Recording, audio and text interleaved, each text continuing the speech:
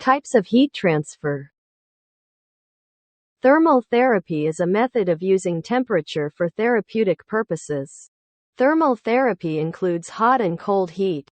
The therapeutic application of thermal agents results in the transfer of heat to or from a patient's body and between tissues and fluids of the body.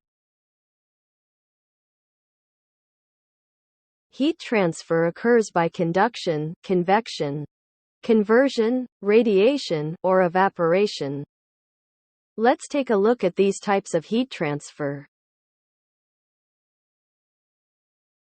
Heat conduction. Heating agents transfer heat to the body, whereas cooling agents transfer heat away from the body.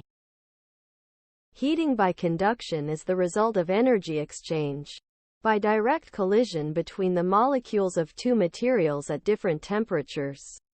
Heat is conducted from the material at the higher temperature to the material at the lower temperature, as faster-moving molecules in the warmer material collide with molecules in the cooler material, causing them to accelerate.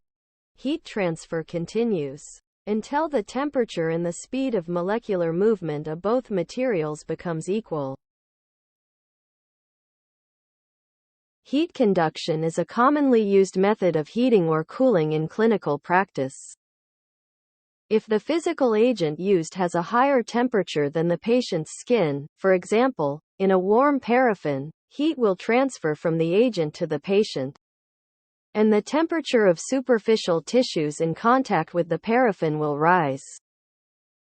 If the physical agent used is colder than the patient's skin, for example, an ice pack, heat will transfer from the patient to the agent, and the temperature of the superficial tissues in contact with the cooling agent will fall. The rate at which heat transfers by conduction between two materials depends on the temperature difference between the materials, their thermal conductivity, and their area of contact. The relationship among these variables is expressed by the formula, as presented on the screen. The thermal conductivity of a material describes the rate at which it transfers heat by conduction. The following table shows the thermal conductivity of different materials. We can see that ice conducts heat better than water. Air has low thermal conductivity. Several guidelines can be derived from this formula. The greater the temperature difference between a heating or cooling agent and the body part it is applied to, the faster the rate of heat transfer. For example, the higher the temperature of a hot pack, the more rapidly the temperature of the area of the patient's skin in contact with the hot pack will increase. Materials with high thermal conductivity transfer heat faster than materials with low thermal conductivity. Metals have high thermal conductivity, water has moderate thermal conductivity, and air has low thermal conductivity. Heating and cooling agents generally are composed of materials with moderate thermal conductivity to provide a safe and effective rate of heat transfer. The larger the area of contact between a thermal agent and the patient, the greater the total heat transfer. For example, when a hot pack is applied to the entire back, or when a patient is immersed up to the neck in a whirlpool, the total amount of heat transferred will be greater than if a hot pack is applied only to a small area overlying the calf. The rate of temperature rise decreases in proportion to tissue thickness. The deeper the tissue, the less its temperature will change. Therefore, conductive thermal agents are well suited to heating or cooling superficial tissues. Convection. Heat transfer by convection occurs as the result of direct contact, T, between a circulating medium and another material of a different temperature. During heating or cooling by convection, the thermal agent is in motion, so new parts of the agent at the initial treatment temperature keep coming into contact with the patient's body part. As a result, heat transfer by convection transfers more heat in the same period of time than heat transfer by conduction. when the same material at the same initial temperature is used. For example, immersion in a whirlpool will heat a patient's skin more rapidly than immersion in a bowl of water of the same temperature. And the faster the water moves, the more rapid the rate of heat transfer will be. Blood circulating in the body also transfers heat by convection, to reduce local changes in tissue temperature.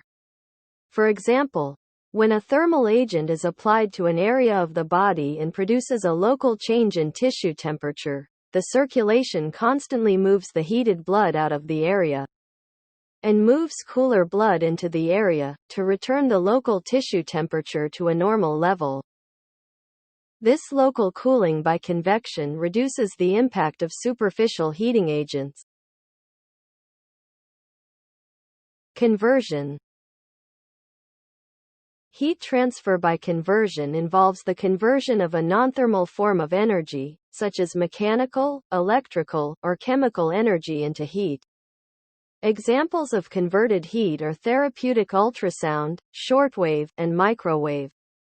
The thermal effects that can reach deep tissues are called deep heat. For example, ultrasound, which is a mechanical form of energy, is converted into heat when applied at a sufficient intensity to a tissue that absorbs ultrasound waves. Ultrasound causes molecules in the tissue to vibrate. The friction between them generates heat, resulting in an increase in tissue temperature. When diathermy, an electromagnetic form of energy, is applied to the body, it causes rotation of polar molecules, which results in friction between the molecules and increases tissue temperature. In contrast to heating by conduction or convection, heating by conversion is not affected by the temperature of the thermal agent. When heat is transferred by conversion, the rate of heat transfer depends on the power of the energy source. The power of ultrasound and diathermy is usually measured in watts, which refers to the amount of energy in joules output per second. The rate that tissue temperature increases depends on the volume and type of tissue being treated, the size of the applicator, and the efficiency of transmission from the applicator to the patient. Different types of tissues absorb different forms of energy to a variable extent, and therefore heat differently. Heat transfer by conversion does not require direct contact between the thermal agent and the body. However, it does require that any intervening material be a good transmitter of that type of energy. For example, transmission gel, lotion, or water must be used between an ultrasound transducer and the patient to transmit the ultrasound. Radiation. Heating by radiation involves the transfer of energy from a material with a higher temperature to one with a lower temperature, without an intervening medium or contact.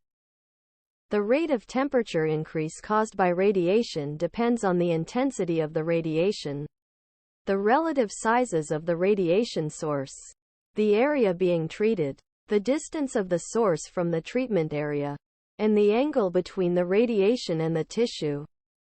An example of the use of radiant heat in physical therapy is infrared. Evaporation. A material must absorb energy to evaporate, or change from a liquid to a gas or vapor. This energy is absorbed in the form of heat derived from the material itself, or an adjoining material, decreasing its temperature. A vapocoolant spray evaporates at an even lower temperature than water. When heated by the warm skin of the body, the spray very quickly changes from its liquid form to a vapor and cools the skin.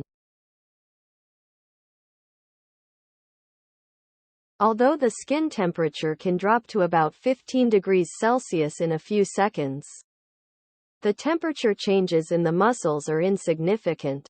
Therefore, this evaporative cold spray has only a short-term analgesic effect, and supports stretching immediately after the injury.